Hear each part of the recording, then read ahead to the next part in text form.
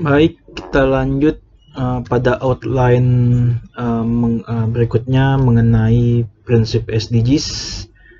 Yang tadi kita bicara tentang no one left behind, universal, dan terintegrasi. Jadi kita untuk no one left behind, TPB atau SDGs memberi manfaat bagi semua, terutama yang rentan.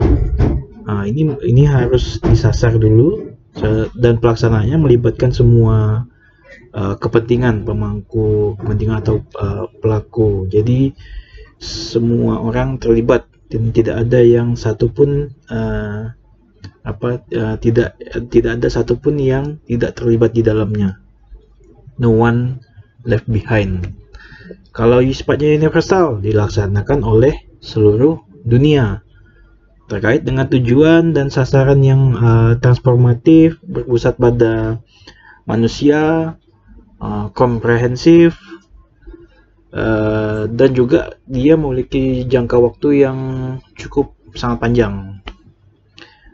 Integration TPB atau SDGs ini dilaksanakan secara terintegrasi dan saling terkait dengan semua dimensi, baik itu sosial, baik itu ekonomi, dan juga lingkungan. Jadi inilah prinsip dari SDG sendiri, no one left behind, universal, dan terintegrasi, tidak terpisahkan. Masuk pada outline yang ketiga, bicara tentang tujuan, target, dan indikator SDGs. Di sini ada hierarki dari SDG sendiri yang memiliki 17 goal dengan target 169 dan indikator sebanyak 241 indikator. Nah, payung hukumnya ada di Perpres nomor 59 tahun 2017 tentang pelaksanaan pencapaian dan TPB, pelaksanaan pencapaian TPB. Lumayan banyak ini, masing-masing pilar-pilar, ada 4 pilar dari SDG sendiri yang menjadi komponen, yaitu pilar pembangunan sosial, pilar ekonomi, pilar lingkungan, dan pilar tata kelola hukum dan tata kelola. Untuk sub-subnya sendiri, dari goal untuk mencapai dari bidang sosial, ini goal yang pertama isunya kemiskinan, yang kedua kelaparan, yang ketiga kehidupan sehat dan sejahtera, yang keempat pendidikan, yang kelima kesetaraan gender. Untuk mewujudkan goal dari ekonomi, dia memiliki 5 goal di dalamnya, energi bersih dan terjangkau, pekerjaan layak pertumbuhan ekonomi, industri, berkurangnya kesenjangan, dan ketujuh kemitraan. Goal nomor tujuan 17, kemitraan. Untuk lingkungan sendiri, dia memiliki 6 goal.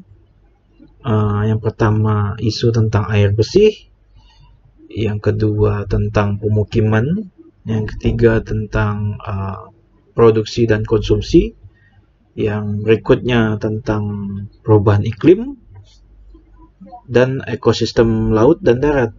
Nah, untuk tata kelola sendiri ini ada mengenai berbicara tentang kelembagaan.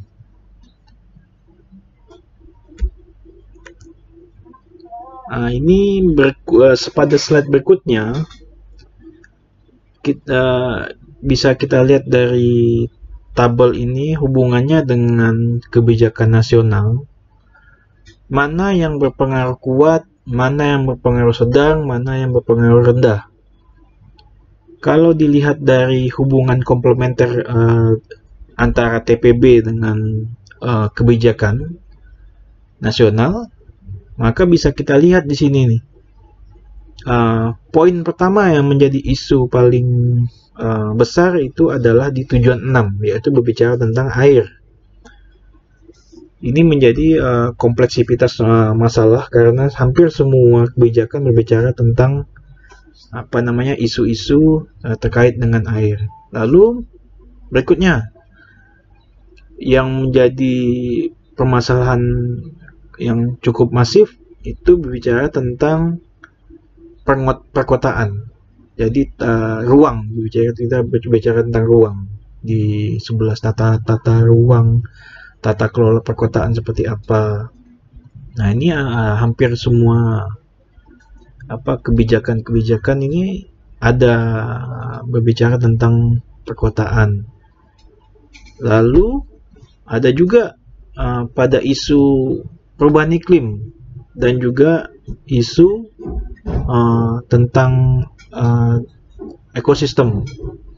Nah, jadi air, ekosistem, dan juga perubahan iklim ini menjadi isu yang memang harus tercapai karena cukup berat. Ini di berbagai negara kebijakan ini harus tercapai pada tahun 2030. Bagaimana iklim, bagaimana air itu bisa ditangani pada tahun tidak menimbulkan masalah yang cukup masif. Ini adalah tabel-tabelnya, hubungan komplementer dengan isu dengan berbagai kebijakan TPB.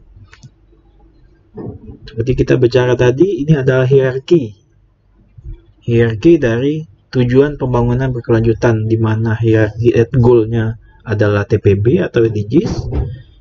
Targetnya masing-masing bidang sosial, lingkungan, ekonomi, dan tata kelola. Lalu masing-masing bidang tadi memiliki indikator. Ada beberapa tadi yang disebutkan. Seperti inilah hierarki. Nah, masih dalam tujuan, target, dan indikator, kita bisa melihat di sini proporsi jumlah indikator dalam pilar TPB. Untuk bidang sosial, porsi yang lebih besar itu pada tujuan ketiga. Dia jumlahnya 38 dengan persentase hampir 12%. Itu tujuan ketiga. Nanti bisa kita lihat tujuan ketiga apa tujuan ketiga. Kehidupan sehat dan sejahtera isu-isunya.